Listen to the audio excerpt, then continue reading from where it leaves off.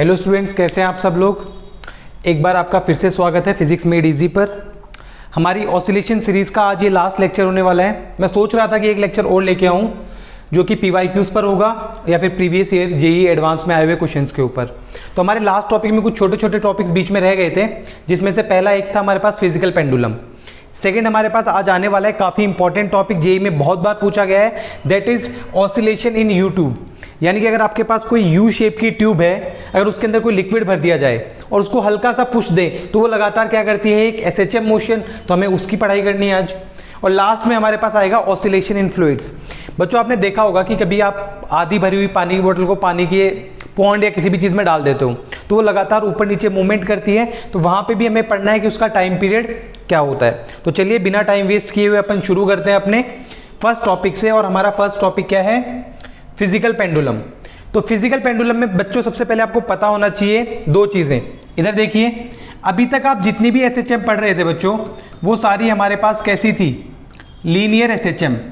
लेकिन जब हम बात करेंगे बच्चों एंगुलर SHM की, तो उसके अंदर क्या होने वाला है, ध्यान से देखना, एंगुलर SHM। सर ये तो बताओ दोनों के बीच में डिफरेंस क्या है। अभी तक आप जितने भी सिंपल हार्मोनिक मोशन पढ़ रहे थे बच्चों, उसमें एक मीन पोजीशन हुआ करती थी हमारे पास, और यहाँ पे हमारे पास एक्सट्रीम, और इस साइड भी हमारे पास क्या होता था, एक्सट्रीम। यानी कि लीनियर SHM के अंदर जो पार्टिकल था हमारा, वो SHM कर रहा था किसके अंदर, स्ट्रेट लाइन के अंदर। बट अब बात हो रही है एंगुलर SHM की। क्या आपको याद है, मैंने पिछले लेक्चर में आपको बताया था कि सिंपल पेंडुलम का जब भी हम टाइम पीरियड निकालते हैं तो उसके लिए मैंने क्या बोला था कि थीटा इज वेरी स्मॉल। क्या ये बात याद है आपको कि मैंने थीटा को बहुत स्मॉल रखने को कहा था कि अगर थीटा लार्ज हो जाता है तो फिर वो SHM ना बन के एक सर्कुलर मोशन बन जाता है। ये बात आपको पता है। अब सर एंगुलर SHM में क्या SHM की इक्वेशन चेंज हो जाती है। देखो, मैंने आपको सर्कुलर मोशन में या रोटेशन मोशन के अंदर पूरा लीनियर से एनालॉगी करके पढ़ाया था, तो आज भी इसके अंदर एनालॉगी देखते हैं। बच्चों लीनियर SHM में आपको कंडीशन याद है कि फोर्स की कंडीशन क्या होनी चाहिए थी, -kx के इक्वल। तो अगर इसी को एंगुलर में कन्वर्ट करेंगे तो एंगुलर में बच्चों फोर्स क्या बन जाता है, इधर हमारे पास फोर्स हमारे पास क्या बन जाता है, torque is equal to K पे कोई फर्क नहीं पड़ेगा। और यहाँ पे X क्या था, लीनियर डिस्प्लेसमेंट, यहाँ पे क्या आएगा बच्चों, एंगुलर डिस्प्लेसमेंट। यानी जैसे लीनियर SHM के अंदर हमारे पास स्टैंडर्ड इक्वेशन होती थी F equal to -kx, angular SHM में वही क्या हो जाएगी हमारे पास, torque is equal to -k theta. आप बोलोगे सर बिल्कुल सही बात है। सर लीनियर SHM में क्या टाइम पीरियड ऐसे निकालते थे, 2π/ω। आप बोलोगे सर हाँ ऐसे ही निकालते थे। तो एंगुलर SHM में भी आपको टेंशन नहीं लेनी है, इसका फॉर्मूला अभी भी क्या रहेगा, 2π/ω। बच्चों लेकिन एक बात याद रखना, वहां पे हमारे पास, जस्ट अ मिनट बच्चों, हाँ इधर देखिए, वहां पे हमारे पास क्या था, ओमेगा की वैल्यू क्या आती थी आपको याद है, ओमेगा की वैल्यू हमारे पास आती थी √k/m। अगर बच्चा आपको ये नहीं पता कि ओमेगा की वैल्यू √k/m कैसे आई, तो इसके लिए आप जाके देखिए lecture number SHM 02, second lecture ने पूरा डिटेल में समझाया था कि ओमेगा की वैल्यू √k/m कैसे आती है। तो आप बोलोगे सर यहाँ भी क्या ओमेगा की वैल्यू √k/m आएगी। बच्चों मैंने अभी भी बताया कि K का तो कोई रिप्लेसमेंट नहीं है, बट याद करो लीनियर मोशन के अंदर जो काम हमारा मास करता था, रोटेशन के अंदर हमारा वो काम कौन करता था, याद है आपको, रोटेशन के अंदर वो काम करता था हमारा मोमेंट ऑफ इनर्शिया। कौन करता था, मोमेंट ऑफ इनर्शिया। फिर आप बोलोगे सर टाइम पीरियड का फॉर्मूला चेंज कर दो थोड़ा सा, time period is equal to 2π√, यहाँ पे तो क्या बनेगा, m/k। और इस केस के अंदर बच्चों हमारे पास टाइम पीरियड कितना आएगा, 2π√, क्या आएगा, I/k। और साइड में आप लिख सकते हैं I क्या है मेरे पास, मोमेंट ऑफ इनर्शिया। और ये भी कहां, हर किसी का मोमेंट ऑफ इनर्शिया नहीं लेना। आप याद रखना, अगर आपने पिवट पॉइंट को चेंज कर दिया तो मोमेंट ऑफ इनर्शिया चेंज हो जाता है। तो आपको कौन सी एक्सिस का मोमेंट ऑफ इनर्शिया लेना है, moment of inertia about axis of rotation, about axis of rotation. तो ये कुछ बातें आपको पता होनी चाहिए कि what is the difference between linear SHM and angular SHM। अब बात कर लेते हैं सर हमारे टॉपिक की। हमारा टॉपिक क्या है बच्चों, फिजिकल पेंडुलम। तो आपने एक तो पढ़ा था बच्चों सिंपल पेंडुलम, ये अगर आपके पास एक स्ट्रिंग हो और उससे एक मास लटका हो तो ऐसे पेंडुलम को क्या कहते हैं हम? Simple pendulum. और इसका टाइम पीरियड आपने निकालना सीख लिया था, कितना आया था पिछली क्लास में?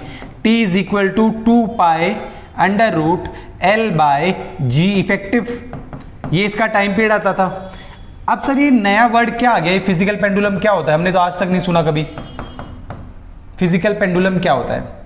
बच्चों कोई टेंशन लेने की बात नहीं है, कोई टेंशन लेने की बात नहीं है। फिजिकल पेंडुलम का मतलब बच्चों ये होता है कि अगर आपके पास कोई भी रिजिड बॉडी है, आपने पहली बार नाम कब सुना था रिजिड बॉडी का? जब आप रोटेशन चैप्टर के अंदर आए थे। रिजिड बॉडीज क्या होती है? जैसे आपको ये पेन दिख रहा है, अगर मैं इसके ऊपर फोर्स लगाऊं तो ये डिफॉर्म नहीं हो रहा, अगर इसी जगह कोई रबर होता तो वो डिफॉर्म हो जाता। यानी ऐसी बॉडी जिसके ऊपर डिफॉर्मिंग फोर्स लगाने के बावजूद वो डिफॉर्म ना हो, ऐसी बॉडीज को हम क्या कहते हैं? Rigid body. और आपको मैंने रोटेशन चैप्टर में ये भी बताया था कि कोई भी बॉडी परफेक्टली रिजिड नहीं पाई जाती, यानी कि हम बात, ये सिर्फ इमेजिनरी कंसेप्ट है क्योंकि कोई बॉडी परफेक्टली रिजिड होती नहीं है। तो सर फिजिकल पेंडुलम क्या होगा? अगर आपके पास कोई रिजिड बॉडी है, कौन सी बॉडी है? Rigid body. सर कोई एक दो एग्जांपल बता दो इसके। एग्जांपल में ले लो, जैसे कि आपके पास कोई लोहे की रॉड है, या आपके पास कोई डिस्क है, या आपके पास कोई रिंग है। ये तीनों किसके एग्जांपल हो गए हमारे पास? रिजिड बॉडी के। अगर ऐसी रिजिड बॉडी को आप किसी एंड से पिविट कर दो, क्या कर दो? पिविट कर दो, और फिर उसको क्या करवाओ? SHM करवाओ, तो ऐसे पेंडुलम को क्या कहा जाता है बच्चों? Physical pendulum. दोनों में डिफरेंस पता चल गया कि सिंपल पेंडुलम और फिजिकल पेंडुलम में क्या डिफरेंस है। सिंपल पेंडुलम में एक स्ट्रिंग होती थी, उसके नीचे एक मास। यहाँ पे जितना भी मास है सारा का सारा डिस्ट्रीब्यूटेड है, बॉडी हमारे पास रिजिड है, और उसको मैंने किसी एक पॉइंट से पिविट कर दिया और उसको फिर मैंने क्या करवा दिया? SHM। चलो मैं आपको दिखाता हूं।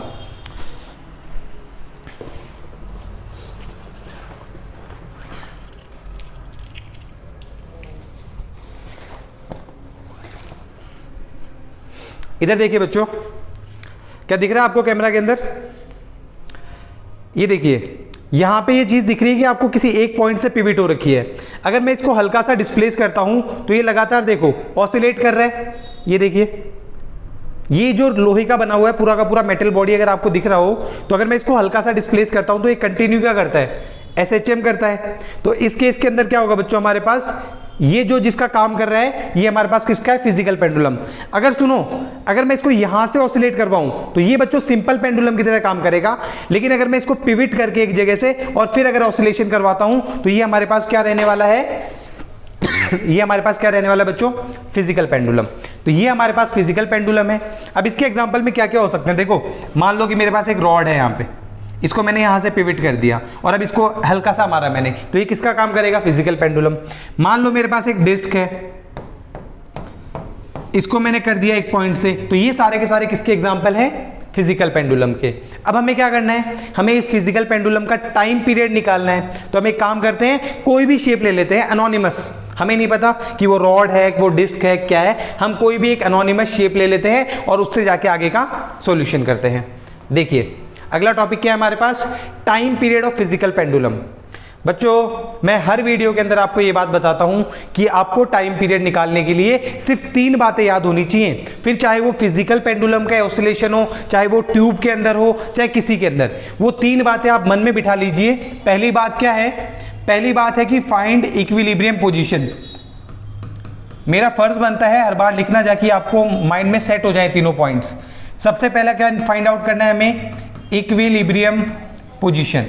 इक्विलिब्रियम पोजीशन का मतलब जहां पे एफ नेट की वैल्यू कितनी हो? 0। लेकिन हम बात कर रहे हैं फिजिकल पेंडुलम, और फिजिकल पेंडुलम में कौन सा SHM होने वाला है? एंगुलर। यानी हम यहां पे बात करेंगे एफ नेट नहीं, हमारा कौन सा 0 होना चाहिए? टॉर्क नेट कितना होना चाहिए बच्चों? 0। तो पहली कंडीशन हमारे पास है ये। दूसरी कंडीशन बच्चों, इस ऑब्जेक्ट को हमें क्या करना है? Slightly displace. आप बोलो सर कर दिया। पिछली बार हम स्लाइटली डिस्प्लेस कितना करते थे? x, बट यहां पे एंगुलर SHM है तो हम कितना डिस्प्लेस करेंगे? Slightly theta. और थर्ड पॉइंट क्या था? आपको ये चीज प्रूफ करनी है मैथमेटिकली कि टॉर्क नेट किसके इक्वल आ जाए? -k theta. और वैसे एक बात बताऊं बच्चों, माइनस के थीटा बोलो या माइनस समथिंग इंटू थीटा, यानी के की जगह हमारे पास कोई भी वैल्यू आ सकती थी। और जब आपके पास ऐसा आ जाएगा तो आप टाइम पीरियड का फॉर्मूला लगा देना, t is equal to 2 under root I by K. तो ये हमारे पास क्या आ जाएगा बच्चों, टाइम पीरियड। तो ये 3 स्टेप हमें आपको याद रखने हैं कि हमें ये चीजें फॉलो करनी है और हम टाइम पीरियड निकाल लेंगे। इज दैट क्लियर बच्चों? चलो अब एक काम करते हैं बच्चों, हम टाइम पीरियड निकालते हैं। मैंने एक कोई भी शेप ले ली बच्चों, मान लो ये रही, ठीक है। इसको मैंने यहाँ से पिविट कर दिया, इसको मैंने यहाँ से पिविट कर दिया, ये इससे पास होने वाली एक्सिस है। अब मैं क्या इसको हल्का सा धक्का मारूंगा तो ये ऐसे ऐसे एसएचएम करेगा। हाँ, आपने बोला कि सर इसकी इक्विलिब्रियम पोजीशन निकालो।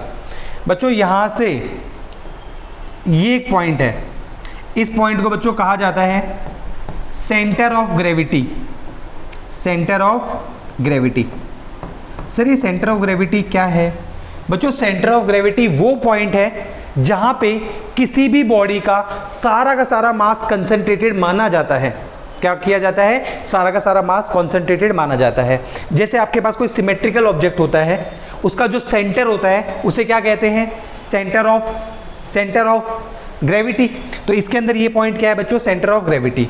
जो ये बच्चों ये पॉइंट है, इसको मैंने पिविट कर रखा है, इसको मैं नाम दूंगा अब से O, और इस वाले पॉइंट को नाम दूंगा मैं G। और इन दोनों के बीच में जो डिस्टेंस आने वाला है बच्चों, इसे हम किस नाम से बोलेंगे? इसे हम नाम देंगे L। अब मुझे इक्विलिब्रियम पोजीशन निकालनी थी बच्चों। ध्यान से देखो, इसका वेट कहाँ लगेगा? नीचे की तरफ mg। इसका वेट कहाँ लगेगा? नीचे की तरफ mg। बच्चों एक बात बताओ, जब ये वेट mg नीचे की तरफ लग रहा है, मान लो ये पेन ऐसे ड्रॉप हो रखा है और ये नीचे की तरफ, यानी इसका जो एक्सिस ऑफ रोटेशन है उसके अलोंग ये फोर्स mg लग रही है। क्या इसकी वजह से कोई टॉर्क बन रहा है इस टाइम पे? आप बोलोगे सर टॉर्क का फॉर्मूला होता है फोर्स इनटू परपेंडिकुलर डिस्टेंस। यहाँ तो कोई परपेंडिकुलर डिस्टेंस है ही नहीं। अगर यहाँ पे कोई परपेंडिकुलर डिस्टेंस नहीं है बच्चों, तो यहाँ पे फर्स्ट केस के अंदर हमारे पास टॉर्क नेट की वैल्यू कितनी आ जाएगी? 0। और टॉर्क नेट 0 आने की वजह से यही पोजीशन हमारी कौन सी बन जाती है?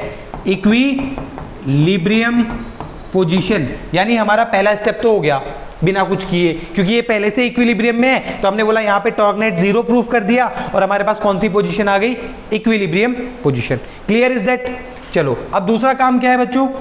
अब इसको स्लाइटली डिस्प्लेस करना है। अब इसको स्लाइटली डिस्प्लेस चलो कर देते हैं। ये मैंने इसको किया बच्चों स्लाइटली डिस्प्लेस। ये इसका पिविटेड पॉइंट है, ये इसका सेंटर ऑफ ग्रेविटी। और ध्यान से देखना बच्चों, ये लेंथ हमारे पास कितनी थी? ये लेंथ हमारे पास है L। और इसकी ओरिजिनल एक्सिस कौन सी थी हमारे पास? मान लो इसको मैंने कितना डिस्प्लेस करवाया है? थीटा। ये इसकी ओरिजिनल थी और मैंने इसको कितना करवाया? थीटा। अब बच्चों ध्यान से, जैसे हम सिंपल पेंडुलम में करते थे, सिंपल पेंडुलम में क्या बोलते थे? नीचे की तरफ कितना? mg। अगर ये mg यहाँ लग रहा है तो इस साइड इसका कॉम्पोनेंट कितना आएगा? mg cos theta. और इधर इसका कंपोनेंट कितना आएगा बच्चों? mg sin theta. Is that clear? अब सुनना बच्चों, यहां पे हमारे पास दो फोर्स आ गई, एक तो mg sin थीटा और एक mg cos थीटा। अब हमें तो क्या निकालना है? हमें नया टॉर्क नेट निकालना है। तो बच्चों टॉर्क का फॉर्मूला क्या होता है? Force into perpendicular distance. Torque का फॉर्मूला हमारे पास क्या है? Force into perpendicular distance. अब एक बात बताओ बच्चों मुझे, क्या mg cos थीटा की वजह से कोई टॉर्क बनने वाला है? क्या mg cos थीटा की वजह से यहाँ कोई टॉर्क बनेगा? आप बोलोगे नहीं, क्योंकि यहाँ पे कोई परपेंडिकुलर डिस्टेंस ही नहीं है हमारे पास। यानी हम यहाँ पे लिख सकते हैं साइड में mg cos theta will not create any torque. यानी क्या बोलेंगे हम? mg sin थीटा की वजह से कोई भी टॉर्क बनने वाला नहीं है। तो सारा का सारा टॉर्क किसकी वजह से बनेगा? mg sin theta. तो आप बोलोगे torque is equal to, force कितनी है मेरे पास? mg sin theta into perpendicular distance l। Into perpendicular distance कितना है मेरे पास? l। तो ये हमारे पास बन गया बच्चों टॉर्क का फॉर्मूला। अब एक बात याद करो, अगर मैं यहाँ माइनस साइन लगा दूँ तो आपको दिक्कत होगी, क्योंकि हमने इसको डिस्प्लेस तो इधर किया है, पर फोर्स किधर लग रही है? अपोजिट डायरेक्शन के अंदर। तो यहाँ पे माइनस लगाने में कोई दिक्कत नहीं है। इसको कंपेयर करो अपनी जनरल इक्वेशन। जनरल इक्वेशन क्या कहती थी? Torque is equal to minus K theta. ऐसा माना जाता है कि जब किसी भी ऑब्जेक्ट को स्लाइटली डिस्प्लेस करवाया जाता है, जब इसको स्लाइटली डिस्प्लेस करवाया जाता है तो साइन थीटा क्या होता है बच्चों, very small, sine theta is very small. और जब साइन थीटा वेरी स्मॉल है तो साइन थीटा किसके इक्वल बन जाता है बच्चों, थीटा के इक्वल। यानी अगर इस इक्वेशन को लिखूं मैं तो ऐसे लिख दूं, torque equal to minus M G L theta, ये लिख सकता हूं। अब दोनों को कंपेयर करो, के की वैल्यू किसके इक्वल आ गई, के की वैल्यू आ गई बच्चों एम जी एल। अब तो बहुत आसान हो चुका है, टाइम पीरियड निकालो कितना होता है, 2 pi under root I upon K, और के की वैल्यू हमारे पास आ चुकी है, इसको पुट कर दो, 2 pi under root I upon M G L. तो ये हमारे पास बच्चों टाइम पीरियड आ चुका है, किसका, फिजिकल पेंडुलम का। अब कुछ बातें जो आपको याद रखनी है इस फॉर्मूले के अंदर, आई हमारे पास क्या है, मैंने पहले भी बता दिया, मूवमेंट ऑफ इनर्शिया किसके अबाउट एक्सिस ऑफ रोटेशन। दूसरा एम पता है आपको, पूरी बॉडी का mass, g is the acceleration due to gravity. L की बात करते हैं, एल क्या है बच्चों, याद रखना, L is the distance between pivot and centre of gravity. L हमारे पास क्या है बच्चों, distance between pivot and centre of gravity. तो ये कुछ बातें हैं, कुछ पॉइंट्स हैं जो आपको याद रखना है। टाइम पीरियड कैसे आया, डायरेक्टली फॉर्मूला याद कर लेंगे, हमारा काम बन जाएगा, बट हर बार नहीं बनेगा, डेरिवेशन भी कहीं कहीं काम आ जाती है। तो आपको तो वो 3 स्टेप्स याद रखने हैं। क्या थे 3 स्टेप, बोलो एक बार मेरे पीछे। पहला स्टेप था कि इक्विलिब्रियम पोजीशन फाइंड करो। जैसे ही आपकी इक्विलिब्रियम पोजीशन फाइंड आउट हो जाती है, उसको हल्का सा डिस्प्लेस कर दो। जैसे ही आपने उसको हल्का सा डिस्प्लेस किया, नया एफनेट निकालो। और जब आप नया एफनेट निकालोगे बच्चों, उसके अंदर आपको क्या करना पड़ेगा, नया एफनेट निकालने के बाद उसको मैथमेटिकली माइनस के थीटा की टर्म्स में लेके आना है। जब उसको माइनस के थीटा की टर्म्स में ले आओगे, तब आपको क्या मिल जाएगा, टाइम पीरियड आपके पास मिल जाएगा। ये क्लियर है आपको फिजिकल पेंडुलम, ओके। चलिए इसके क्वेश्चन देखते हैं, 1-2 क्या बोल रहा है बच्चों। पहला क्वेश्चन पढ़िए, A rod of length L and mass M is pivoted at one end। देखो सिंपली क्या बोला इसने कि आपके पास एक रॉड है जिसकी लेंथ हमें कितनी दे रखी है, L दे रखी है, इसका मास हमें कितना दे रखा है, M, और इसको एक एंड से क्या कर दिया गया, पिविट कर दिया गया एक एंड से। तो जब इसको एक एंड से पिविट किया गया है, हमें क्या निकालना है, इसका टाइम पीरियड। तो टाइम पीरियड का फॉर्मूला याद है, 2 pi under root I upon M G L. अब आपको पता है कि ये डिस्टेंस मैंने अभी भी बताया था, एल किसका डिस्टेंस होता है, pivoted point to centre of gravity. यानी इसकी सेंटर ऑफ ग्रेविटी कौन सी होने वाली है, ये तो पॉइंट ओ होगा, ये पॉइंट जी। ये डिस्टेंस कितना बन जाएगा बच्चों, L/2। अगर आपके पास कोई रॉड है बच्चों, तो इसका मोमेंट ऑफ इनर्शिया हमारे पास जो आता है वो आता है mL²/3। ये आपको रोटेशन में भी मैंने बोला था कि काफ़ी इंपॉर्टेंट है, याद करना है आपको। मैं एक काम करूँगा, इसके डिस्क्रिप्शन में आपको इसकी पूरी लिस्ट दे दूंगा कि कैसे कैसे मोमेंट ऑफ इनर्शिया चेंज होता है, और मोमेंट ऑफ इनर्शिया चेंज होने के साथ साथ आपको ये वैल्यूज़ क्या रखनी है, याद। अब आपके पास I0 की वैल्यू आ गई, इसको पुट कर दो। टाइम पीरियड कितना आ जाएगा बच्चों, 2 पाई अंडर रूट आई की वैल्यू कितनी है हमारे पास, mL²/3 अपॉन में mg, और L की जगह बच्चों क्या आ जाएगा, L/2। M से M कैंसिल आउट, L से L कैंसिल आउट, यानी टाइम पीरियड हमारे पास आ गया 2 पाई अंडर रूट, 2 चला जाएगा ऊपर, 2L/3g। तो ये बच्चों हमारे पास क्या हो गया, इसका टाइम पीरियड। तो अगर आपको फॉर्मूला याद है तो आप 90% क्वेश्चन कर ले जाओगे। कुछ एडवांस के अंदर 1-2% क्वेश्चन ऐसे आएंगे जिसमें आपको डेरिवेशन की जरूरत पड़ने वाली है। वैसे क्वेश्चन अपन देखेंगे एक आग। चलो एक और क्वेश्चन ट्राई करते हैं। इसमें क्या बोला है बच्चों, आपको टाइम पीरियड निकालना है, और आपके पास एक डिस्क है, और आपको जो पिविट दे रखा है ये सेंटर से कुछ दूरी पर है। यानी बच्चों ये पॉइंट हमारे पास कौन सा होता है, O, और ये हमारे पास क्या होता है, G। तो आप बेझिझक टाइम पीरियड का फॉर्मूला क्या लिख सकते हैं, बिना सोचे समझे आप टाइम पीरियड का फॉर्मूला लिखेंगे I/K। किसी भी फिजिकल पेंडुलम के लिए ये फॉर्मूला हमेशा ट्रू रहेगा। बट आपको बात जो याद रखनी है वो बात ये याद रखनी है कि I जो आपको लेना है ये moment of inertia about axis of rotation, ये बात माइंड में क्लियर रखना। और दूसरी बात, जो आप L यूज करते हैं जब आप L यूज करते हैं वो डिस्टेंस होता है बच्चों किसका, OG का। OG मतलब axis of rotation and centre of gravity. Is that clear? चलो यहां से बात करें I की।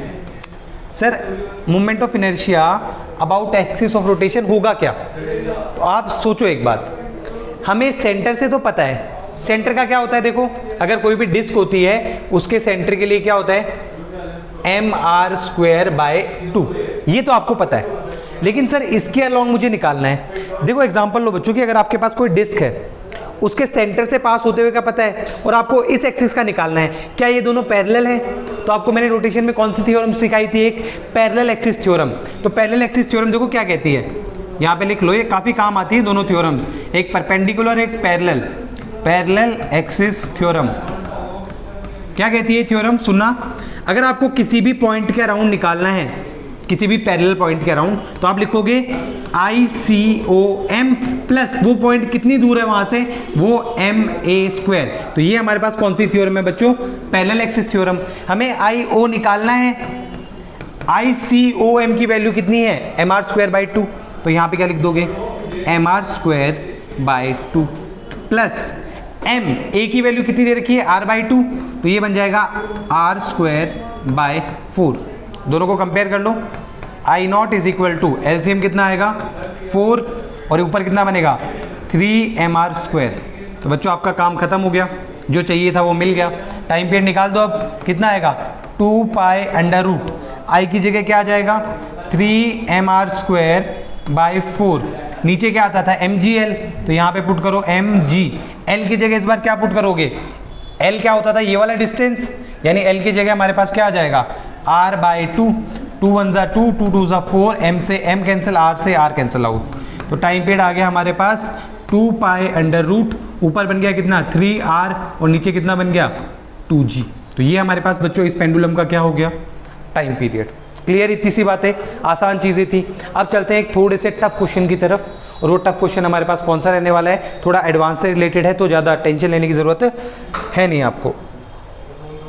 पढ़िए बच्चों क्वेश्चन, खुद से ट्राई करने की कोशिश करिए, वीडियो को पॉज करके और खुद से करिए इस क्वेश्चन को। काफ़ी अच्छा सवाल है, इसमें मैक्सिमम मिनिमा का कंसेप्ट यूज होगा। और चलिए क्या बोल रहा है, सेम क्वेश्चन है पिछले वाला। पहले जो आपको डिस्टेंस दे रखा था r/2, पहले जो आपको डिस्टेंस दे रखा था r/2, अब आपको डिस्टेंस कितना दे दिया इसने, L दे दिया। तो आपको क्या करना है, L का वो डिस्टेंस फाइंड आउट करना है जिसके लिए आपका टाइम पीरियड मैक्सिमम हो या जिसके लिए आपका टाइम पीरियड मिनिमम हो। और वो टाइम पीरियड क्या होंगे वो भी आपको क्या करने हैं, पता करने हैं। एक बार वीडियो को पॉज कीजिए, खुद से करने की कोशिश कीजिए इसको। जब आपका आंसर आ जाए फिर आंसर को मैच कीजिए वीडियो के साथ। करें इसका सॉल्यूशन। चलो मैं शुरू कर रहा हूँ इसका सॉल्यूशन। बच्चों आपको टाइम पीरियड का फॉर्मूला पता है?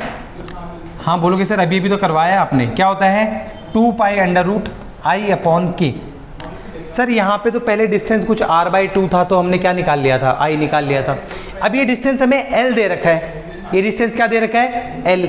अगर ये डिस्टेंस L दे रखा है तो बच्चों I निकाल लो। कौन सी थ्योरम यूज करोगे फिर से, parallel axis theorem, ICOM plus MA²। इस बार कितना हो जाएगा बच्चों, IO is equal to, ICOM तो क्या रहेगा mr²/2 और ये कितना बन जाएगा बच्चों ml²। क्लियर, इतनी सी बात। अपॉन में यहाँ पे k थोड़ी आता था, यहाँ पे क्या आता था इसके लिए mgl। ओके, हमारे पास I0 की वैल्यू आ गई, पुट कर दो इसके अंदर। तो time period is equal to 2π√, I की वैल्यू आ गई mr²/2 प्लस ml² अपॉन में mgl। इसको थोड़ा सिंप्लीफाई कर लेते हैं, t इज इक्वल टू 2π√। बच्चों m से m कैंसिल आउट, क्या बचा r²/2gl। यहाँ पे क्या बचा बच्चों, m से m कैंसिल आउट यानी 1/L/g। तो ये हमारे पास बच्चों टाइम पीरियड का फॉर्मूला बन चुका है। अब हमें टाइम पीरियड की मैक्सिमम या मिनिमम वैल्यू चाहिए, यानी t मैक्स या t मिनिमम। तो बच्चों जब भी आपको मैक्सिमा मिनिमा निकालना हो, एक चीज़ याद रखना, अगर जैसे मान लो आपके पास कोई y वैल्यू है और y किस पे डिपेंड कर रहा है, x पे डिपेंड कर रहा है, तो अगर आपको y की मैक्सिमम या मिनिमम वैल्यू चाहिए तो आप यहाँ से dy/dx को 0 के इक्वल पुट कर दोगे, तो आपको मिल जाएगी मैक्सिमम या मिनिमम। अब आपको पता कैसे चलेगा कि कोई चीज़ मैक्सिमम है या मिनिमम, उसके ट्रिक भी देख लो। अगर आप इसको दोबारा से डिफ्रेंशिएट करते हो dy² अगर इसकी वैल्यू पॉजिटिव आती है तो यानी आपको वहां पे क्या मिलेगा, मैक्सिमा, सॉरी वहां पे आपको क्या मिलेगा, मिनिमा। और अगर इसकी वैल्यू नेगेटिव आ जाती है तो वहां पे आपको क्या मिलेगा बच्चों, मैक्सिमा। तो आपने क्या किया, अगर कोई भी फंक्शन x जो कि y पे डिपेंड कर रहा है और आपको उसकी मैक्सिमम या मिनिमम वैल्यू चाहिए तो आप dy/dx को किसके इक्वल पुट करोगे, 0 के इक्वल। जैसे ही 0 के इक्वल पुट करोगे आपको पता कैसे चलेगा कि वो मैक्सिमा है या मिनिमा है, तो आप क्या करोगे, उसका डबल डिफरेंशिएट करोगे और अगर उसकी वैल्यू पॉजिटिव आती है तो मिनिमम और नेगेटिव आती है तो क्या बन जाएगा, मैक्सिमम बन जाएगा। तो ये हमारे पास ये चीज आ चुकी है। इसके अंदर अब एक चीज देखो बच्चों, ये टाइम पीरियड 2π पे डिपेंड कर नहीं सकता क्योंकि कांस्टेंट क्वांटिटी, r भी कांस्टेंट, g भी कांस्टेंट, यानी टाइम पीरियड किस पे डिपेंड कर रहा है, r²/2gl। यानी मैं कह सकता हूं टाइम पीरियड जो है बच्चों ये किस पे डिपेंड कर रहा है, r²/2gl + l/g। और अगर मुझे टाइम पीरियड चाहिए मैक्सिमम या मिनिमम तो मुझे इसको डिफरेंशिएट करना पड़ेगा एल के रिस्पेक्ट में। यहां भी क्या किया था, अगर y x पे डिपेंड था तो मैंने y को डिफरेंशिएट किया x के रिस्पेक्ट में, तो यहां पे क्या करेंगे अपन, dt/dl। अब डिफरेंशिएशन करने में कोई दिक्कत नहीं होनी चाहिए। r²/2g कांस्टेंट, 1/l का क्या होता है, -1/l², तो माइनस आगे और यहाँ पे अपॉन में क्या आ जाएगा, l² प्लस l/g का क्या बन जाएगा बच्चों, 1/g, और दोनों को मिलकर किसके इक्वल पुट करना है, 0 के। माइनस वाली टर्म उधर चली जाएगी यानी 1/g is equal to r²/2g l²। g से g कैंसिल आउट बच्चों, 2l² इज इक्वल टू यहाँ पे कितना आ जाएगा, r²। हमें किसकी वैल्यू चाहिए थी, l की वैल्यू चाहिए थी, तो l की वैल्यू हमारे पास कितनी आ गई बच्चों, r/√2। यानी इस वैल्यू पर हमें टाइम पीरियड क्या मिल जाएगा, मिनिमम मिल जाएगा। अभी मैं बताऊंगा आपको कि मैक्सिमम क्यों नहीं मिला और हमें कैसे पता चल गया बिना डबल डिफरेंशिएट किए कि हमारे पास ही मिनिमम आने वाला है। क्योंकि मुझे पता है कि जैसे आपने सिंपल पेंडुलम में देखा था तो सिंपल पेंडुलम में मैक्सिमम टाइम पीरियड कितना आता था बच्चों, जब जी की वैल्यू 0 हो जाती थी, और जब जी की वैल्यू 0 हो जाती थी उस केस में टाइम पीरियड मैक्सिमम कितना आता था, इनफाइनाइट। यानी मुझे भी पता है कि यहाँ पे टाइम पीरियड कितना आने वाला है, इनफाइनाइट। इसलिए मैंने पता कर लिया कि यहाँ पे ये जो वैल्यू आ रही है ये किस चीज़ की आ रही है, मिनिमम की। हमने बता दिया कि जब एल की वैल्यू r/√2 होगी, वैसे आपको पता है ना यहाँ पे प्लस माइनस का साइन आएगा जब दोनों साइड अंडर रूट लेंगे। और प्लस माइनस का मतलब क्या है, देखो इतना दिमाग तो खुद लगा सकते हो यार।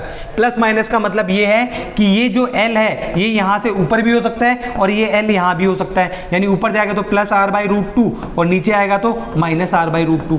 यानी l की हमारे पास दो वैल्यू होंगी जिसपे टाइम पीरियड हमें क्या मिलने वाला है, मिनिमम मिलने वाला है। सर ये मिनिमम टाइम पीरियड होगा कितना, l की वैल्यू उठा के डाल दो टाइम पीरियड में। देखो इधर क्या फॉर्मूला होता है, 2π √i/mgl। अब हमें क्या चाहिए था, i चाहिए था। i का फॉर्मूला क्या है हमारे पास, ये रहा हमारे पास mr² + ml। यहां से निकाल लो, ये कितना बन गया, mr²/2 प्लस ये मेरे पास कितना था r/√2, ये भी कितना बन गया mr²/2। तो ये कितना बनेगा मेरे पास, सिर्फ mr²। यानी i की वैल्यू मेरे पास कितनी आ गई बच्चों, 2π यहाँ पे बचा mr², अपॉन में क्या है mg। l की वैल्यू कितनी है, r/√2, तो r/√2। देखो क्या क्या कैंसिल आउट हो रहा है, m से m कैंसिल आउट, स्क्वायर से ये कैंसिल आउट। यानी टाइम पीरियड हमारे पास आ गया मिनिमम जो होगा 2π ये √2 ऊपर गया, √2r/g। ये हमारे पास टाइम पीरियड आ चुका है। अगर इसी को आप लिखना चाहो तो कैसे लिख सकते हो, 2π√1.414r/g। तो ये हमारे पास आ गया, किसी भी डिस्क का जो मिनिमम टाइम पीरियड हो सकता है वो हमारे पास इतना हो सकता है। सर मैक्सिमम की बात कर ले, किसकी बात कर ले, मैक्सिमम की। क्या आपको मिनिमम क्लियर हुआ कैसे निकाला, थोड़ा सा मैक्सिमम मिनिमा का कंसेप्ट यूज करना था और हमने क्या निकाल दिया यहाँ पे, इसका मिनिमम टाइम पीरियड। चलिए ऊपर देखिए, अब बात करते हैं मैक्सिमम टाइम पीरियड की। फिर से फॉर्मूला लिखो, t = 2π √i/mgl। हमें पता है कि बच्चों जो t मैक्स हो सकता है वो कितना हो सकता है, इनफाइनाइट। अब बच्चों किसी भी चीज़ का मास तो 0 हो नहीं सकता, यानी यहाँ पे हमारे पास दो केस बनेंगे। केस 1 में अगर आप g की वैल्यू को 0 बना दो, यानी वहीं पे ग्रेविटी ना हो, यानी ग्रेविटी फ्री स्पेस के अंदर आप क्या करवाओ, SHM, उस केस के अंदर टाइम पीरियड कितना आ सकता है, इनफाइनाइट।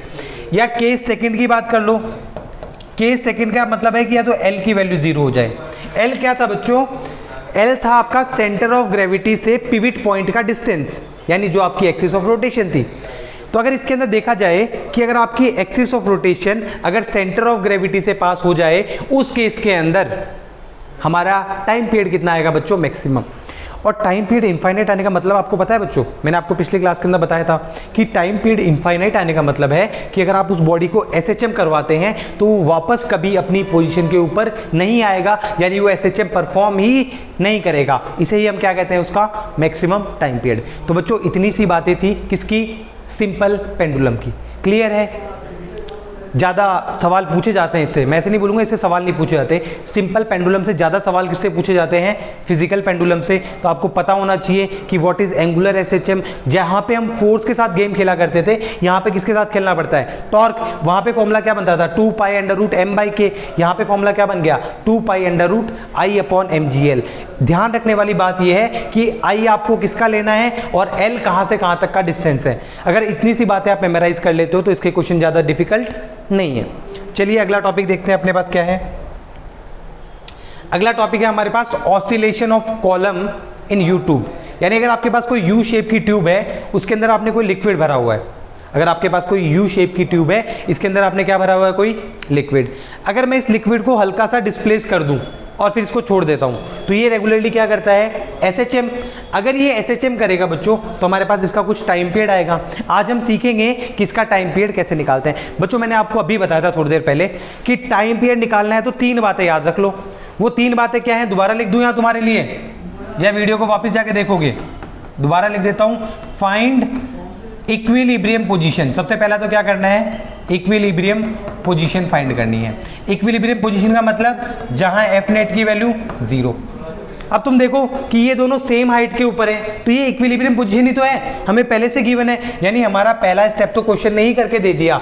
यानी ये हमारी कौन सी पोजीशन है, इक्विलिब्रियम। यानी पहला स्टेप तो हमारा हो गया क्लियर। यानी 2 स्टेप और बचे। 2 स्टेप में हमें दूसरा स्टेप क्या था कि उसको क्या करो, स्लाइटली डिस्प्लेस। और जैसे आप उसको स्लाइटली डिस्प्लेस करोगे, थर्ड पॉइंट में अब क्या निकालो, न्यू एफ नेट। और जो आपका नया एफ नेट है वो किस टर्म्स में आना चाहिए, -kx की टर्म्स में। और जैसे ही वो -kx की टर्म्स में आएगा, आप लिख दोगे टाइम पीरियड 2π√m/k। ये बातें मैं लिखता लिखता आप थक चुका हूं। ये 3 स्टेप याद करो, चाहे कैसा भी SHM हो, सबका टाइम पीरियड आप निकाल ले जाओगे। सर इसका कैसे निकालेंगे, तो देखो इधर आपने ये चीज देखी कि यहाँ पे दोनों वर्टिकल हाइट के ऊपर हमारे पास क्या है, लिक्विड कॉलम्स। यानी दोनों का इक्विलिब्रियम है, ना कोई ऊपर जाएगा कोई नीचे। यानी इस केस को हमने क्या बोल दिया, इक्विलिब्रियम। पहला स्टेप कंप्लीट। दूसरे में इसको स्लाइटली डिस्प्लेस। बच्चों ध्यान से देखना इसको, ये पहले पानी यहाँ पे था, मैंने इसके ऊपर से फूंक मारी, कोई प्रेशर लगाया, कुछ भी करा मैंने, और पानी कहाँ आ गया, थोड़ा सा नीचे आ गया। फिर मैं इस पे से हाथ हटाता हूं। जब मैंने इसको बच्चों स्लाइटली डिस्प्लेस किया, देखना अब क्या क्या चीजें होंगी। इस पॉइंट को मैंने क्या माना है, पॉइंट ए। अगर मैं पॉइंट ए पर बच्चों नेट फोर्स निकालूं, पॉइंट ए पर मैं क्या निकालूं बच्चों, नेट फोर्स। तो आप खुद सोचो बच्चों, यहां पे पहले पानी यहां तक था, जब मैंने पुश किया तो पानी यहां आ गया, यानी ऊपर वाले पार्ट में कोई पानी नहीं बचा। अगर ऊपर वाले में कोई नहीं पानी बचा बच्चों, तो ऊपर से प्रेशर कौन लगाएगा, एटमॉस्फेयर। और एटमॉस्फेरिक प्रेशर को हम क्या कहते हैं, P0। अब आप बोलोगे सर ऊपर से अगर एटमॉस्फेयर प्रेशर लगा रहा है तो नीचे से भी तो लिक्विड प्रेशर लगाएगा, उसे हम क्या बोल देते हैं, P। उसे हम क्या बोल देते हैं, P बोल देते हैं। मैंने बोला कि सर आप बिल्कुल सही बोल रहे हो, पर मेरे को एक बात बताओ, हमें एफ नेट निकालना है या प्रेशर का नेट निकालना है? हमें तो फोर्स चाहिए। क्या आपको ये फॉर्मूला याद है, pressure is equal to force upon area. तो अगर यहां से एफ निकालना चाहो तो क्या निकाल नहीं सकते क्या, P इंटू ए। और मान लो कि ये जो ट्यूब थी इसका क्रॉस सेक्शन एरिया हमें गिवन था कितना, A। तो अब आप बोलोगे सर नेट फोर्स। अब देखो मुझे ये कैसे समझ आएगा कि नेट फोर्स निकालने के लिए मैं P0 में से P माइनस करूं या P में से P0। अब आपको पता है कि जैसे ही आपने इसको दबाया, तो ये SHM करेगा। SHM करने के लिए इसे ऊपर जाना पड़ेगा, और ये ऊपर कब जाएगा, जब नीचे वाला प्रेशर ज्यादा होगा तभी तो ये ऊपर जाएगा। यानी यहाँ पे जो नेट फोर्स आएगी बच्चों, वो आएगी PA minus P not a. Is that clear कि नीचे से फोर्स कितनी लगी Pa और ऊपर से फोर्स कितनी थी पी नॉट ए। तो बड़ी में से छोटी को माइनस किया तो उतनी फोर्स की वजह से कहाँ जाना चाहेगा, ऊपर जाना चाहेगा। इतनी बात तो हो गई सर। अब क्या किया जाए, हमने बोला कि सर ये जो P है ना, अगर इसकी वैल्यू मिल जाए तो मेरा काम हो जाएगा। अगर मुझे इस P की वैल्यू मिल जाए तो मेरा काम हो जाएगा। क्या आपको फ्लूइड की मेरी एक बात याद है? फ्लूइड में मैंने आपको एक टॉपिक करवाया था जिसका नाम था हाइड्रोस्टैटिक पैराडॉक्स। हाइड्रोस्टैटिक पैराडॉक्स कहता था बच्चों कि आप चाहे एक सिलेंडर ले लो 50 मीटर की हाइट का, चाहे एक बहुत बड़ा टैंक ले लो 50 मीटर की हाइट का, अगर दोनों की वर्टिकल हाइट सेम है तो उनका प्रेशर एग्जर्ट क्या होता है, सेम। यानी इस ट्यूब के अंदर देखो बच्चों, अगर मैं इस लाइन को यहाँ से एक्सटेंड करता हुआ यहाँ पे ले जाऊँ, यानी यहाँ पे जो ये प्रेशर लग रहा होगा लिक्विड का, वही प्रेशर यहाँ पे लगेगा। तो आप बोलोगे सर यहाँ पे प्रेशर कौन सा लगेगा? याद करो यहाँ पे ऊपर कुछ नहीं है, तो ऊपर से किसका प्रेशर है, पी नॉट, प्लस ये लिक्विड है। देखो जब मैंने इसको x डिस्प्लेस किया था तो ये x ऊपर उठा होगा, तो ये टोटल डिस्टेंस कितना हो गया बच्चों, टोटल डिस्टेंस ये x, और इसकी वजह से भी x उठ गया, तो ये टोटल डिस्टेंस कितना हो गया 2x। तो यहाँ पे बच्चों सुनना, वेरी इंपॉर्टेंट बात आने वाली है कि इस पॉइंट पर जो प्रेशर है यानी P की वैल्यू वो किसकी इक्वल होगी। तो आप बोलोगे सर यहाँ पे जो प्रेशर है वो एक तो P नॉट होगा यानी एटमॉस्फेयर वाला, प्लस ये लिक्विड कॉलम की जो हाइट है इसकी वजह से भी प्रेशर होगा, और लिक्विड कॉलम की वजह से हाइट वाले प्रेशर को हम क्या कहते थे, रो जी एच, और h की वैल्यू कितनी आ जाएगी यहाँ पे 2x। यानी आपको P की वैल्यू मिल गई, आपका काम खत्म। F नेट की वैल्यू पुट कर दो यहाँ, F net equal to P की वैल्यू कितनी है, देखो A कॉमन आ सकता है, यहाँ से A कॉमन ले लो, A P minus P nought, यहाँ पे पुट करो A, P की जगह P nought plus rho G 2x minus P nought, P nought से P नॉट मर गया, और F नेट की वैल्यू आ गई कितनी, A रो जी 2x। अब क्या करने वाला हूं मैं, सुनना, अगर मैं यहाँ माइनस लगा दूं तो कई बच्चे बोलेंगे सर आप तो अपनी मर्जी से माइनस लगा देते हो, क्यों लगा दिया माइनस।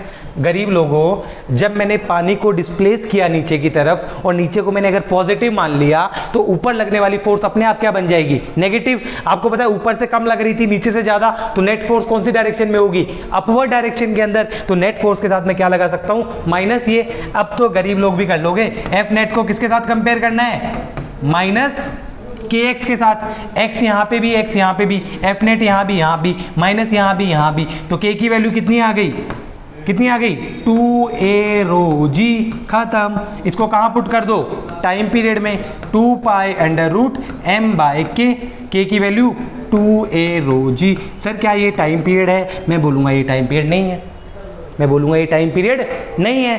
तो क्या करना है सर, देखो एक छोटी सी बात रह गई, आपको कुछ टाइम पीरियड लेके आना है शॉर्ट टर्म्स के अंदर, यानी कोई छोटा वैल्यू में आपको लेके आना है। तो उसके लिए याद रख लो, डेंसिटी का फॉर्मूला याद है, rho is equal to mass upon volume. बिल्कुल सही बात है। सर यहाँ पे मास किसका है, लिक्विड का। मैं बोला हाँ लिक्विड का मास है। सर लिक्विड का मास कैसे निकाल सकते हैं, देखो इधर, लिक्विड की हमें ये डिस्टेंस दे रखी थी कि ये L डिस्टेंस तक है, ये कितने डिस्टेंस तक है, L डिस्टेंस तक। तो आपको पता है कि वॉल्यूम जो होता है वो होता है लेंथ इनटू एरिया, यानी अगर मैं यहाँ मास लिखूं बच्चों, डेंसिटी क्या होता है, मास अपॉन वॉल्यूम। अगर मैं यहाँ से मास निकालूं तो वो क्या आएगा, रो इनटू वी।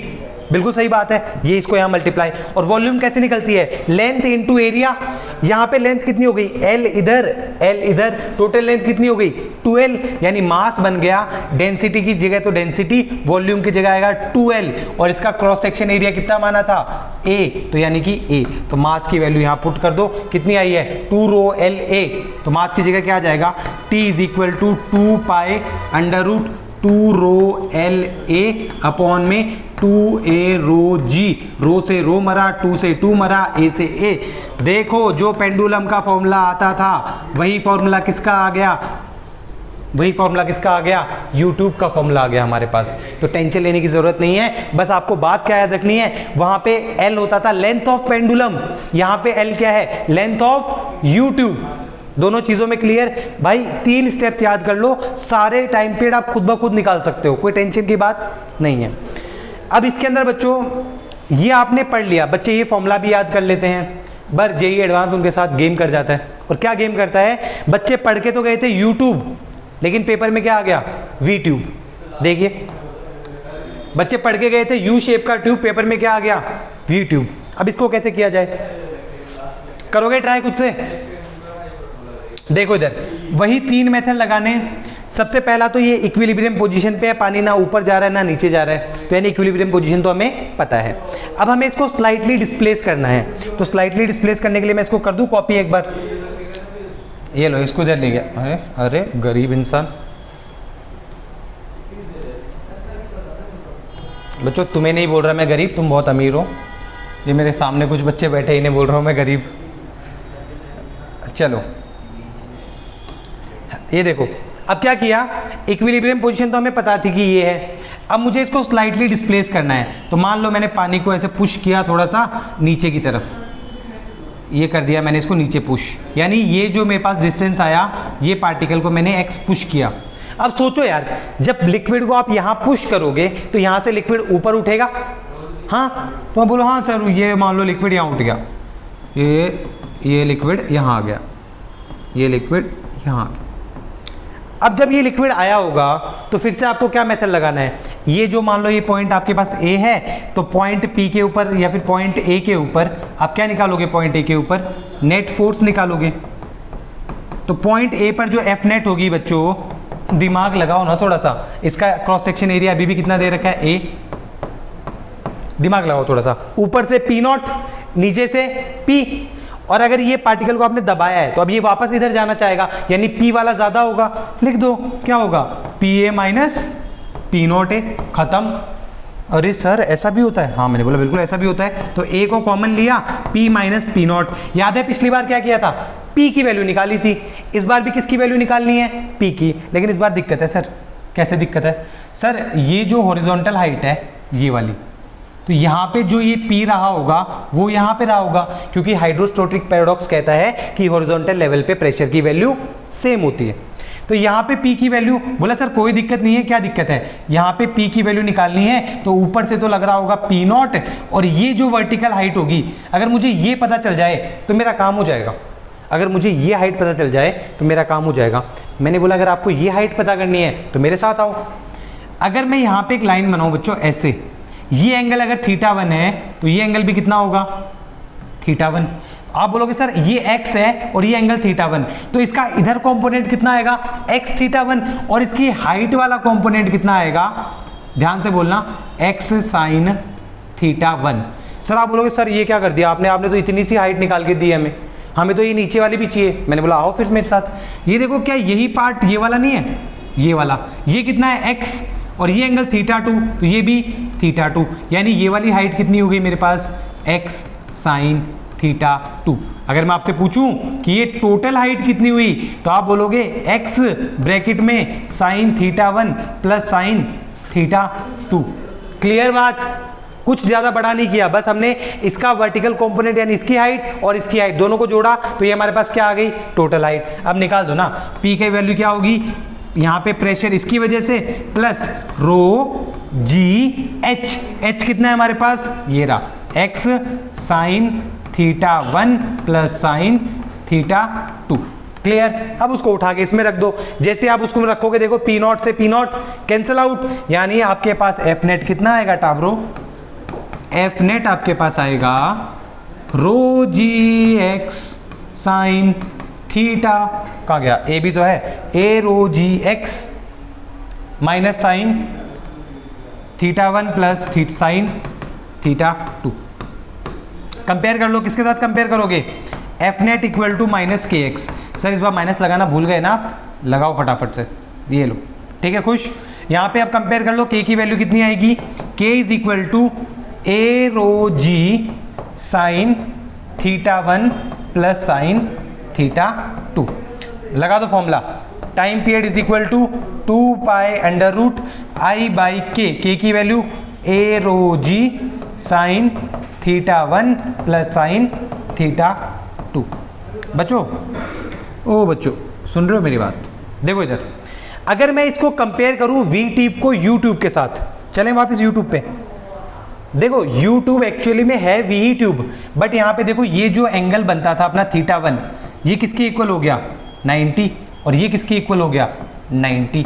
अगर आप यहाँ पे वैल्यू पुट कर दो बच्चों, यहाँ पे θ1 की जगह 90, यहाँ पे 90, तो sin 90 1, ये कितना बन गया I/2a rho g। ध्यान से देखो, इधर जो फॉर्मूला आया था हमारे पास इसका क्या आया था, t = 2 पाई m/2a rho g, तो वहां भी क्या है हमारे पास m/2a rho g, और यहाँ पे भी है। यानी अगर यूट्यूब के जो दोनों एंगल्स हैं अगर वो 90 पे आ जाते हैं तो वो भी किसकी तरह काम करती है, यूट्यूब की तरह। तो आपको कंफ्यूज नहीं होना है, YouTube and YouTube both are the same things, but दोनों को अलग अलग एंगल पे लिया गया है। वहां पे आपको कॉम्पोनेंट्स बना के खेलने पड़ेंगे। और यहाँ पे सिमिलरली, क्या मैंने वहां पे आई लिख दिया क्या बच्चों, आई एम वेरी सॉरी, यहाँ पे आई तो एंगुलर SHM में आता है, यहाँ पे क्या आएगा, m आएगा। क्या ऊपर थोड़ी कहीं यहाँ लिखा है मैंने, ओके। तो ये हमारे पास बच्चों क्या था, वी ट्यूब, ये था हमारे पास वी ट्यूब।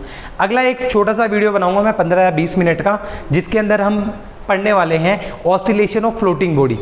फ्लोटिंग बॉडी का मतलब, अगर आपके पास कोई एक तालाब है, उसके अंदर आपने आधी भरी हुई बोतल या कई बार आप लकड़ी का टुकड़ा पानी के अंदर फेंकते हो, तो वो लगातार ऐसे ऊपर नीचे SHM करता है। उसका भी हम केस देखने वाले हैं बच्चों। ये आपको दिख रहा होगा ऑसिलेशन ऑफ फ्लोटिंग बॉडी, ये हमारे पास आएगा अगली वीडियो के अंदर कि आपने कोई लकड़ी का टुकड़ा पानी के अंदर डाला तो वो लगातार ऊपर नीचे SHM करता है, तो उसका टाइम पीरियड कितना आने वाला है। ये एक 15 मिनट की वीडियो रहेगी और इसी के साथ हमारा लेक्चर भी क्या खत्म हो जाएगा। उसी वीडियो के साथ मैं सोच रहा हूँ कि एक कॉम्बिनेशन ऑफ SHM भी ऐड कर दूँ।